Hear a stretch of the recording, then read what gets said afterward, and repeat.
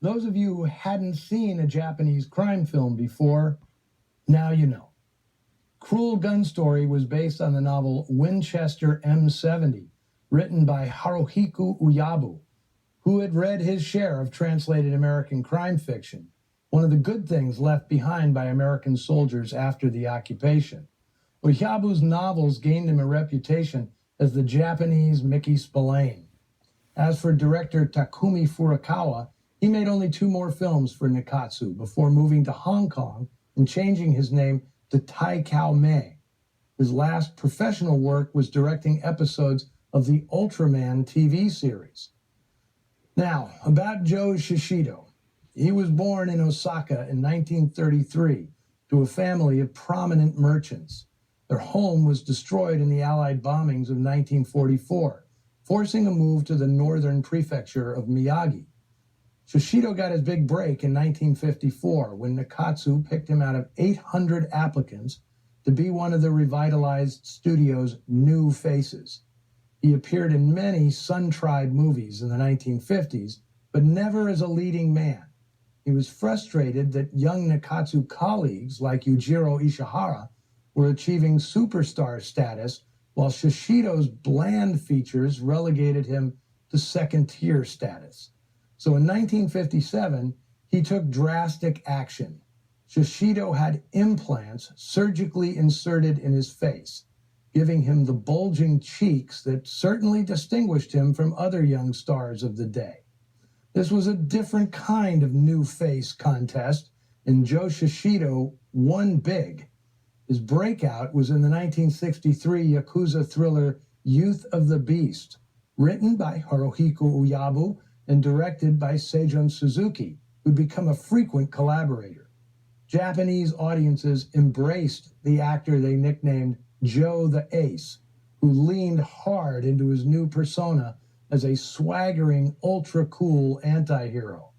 After Cruel Gun Story, Shishido would make more than 50 movies over the next 6 years, virtually all Yakuza thrillers in which he played essentially the same character. Joe the Ace admitted he cribbed every bit of his style from American actors, particularly Bogart, Mitchum, and Richard Widmark. He and Seijun Suzuki threw out the standard Yakuza formula with 1967's Branded to Kill, an exercise in pure style that the bosses at Nikatsu branded incoherent. They fired Suzuki, but the backlash from Japanese cinephiles who loved Suzuki and Joe the Ace led to the director being reinstated at the studio. Shishido left Nikatsu in the early 70s, but his run in Yakuza pictures wasn't over.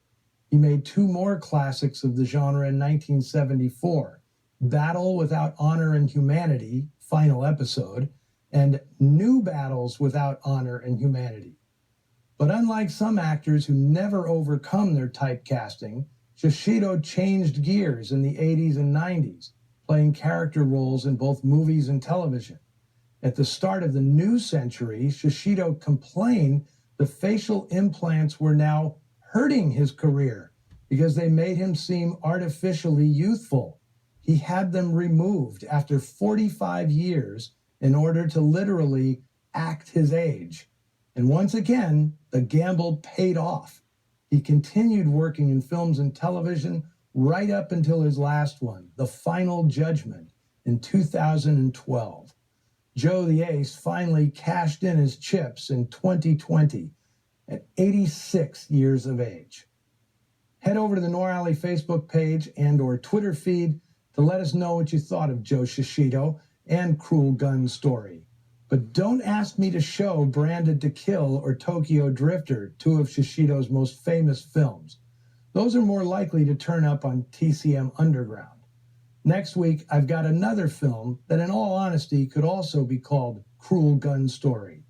It's hard to top the bleak climax of today's film, but the 1961 crime thriller Blast of Silence might just do it. I'm offering it as my Christmas gift to loyal Noir Alley viewers. Till then, Kagi di Ayomasho.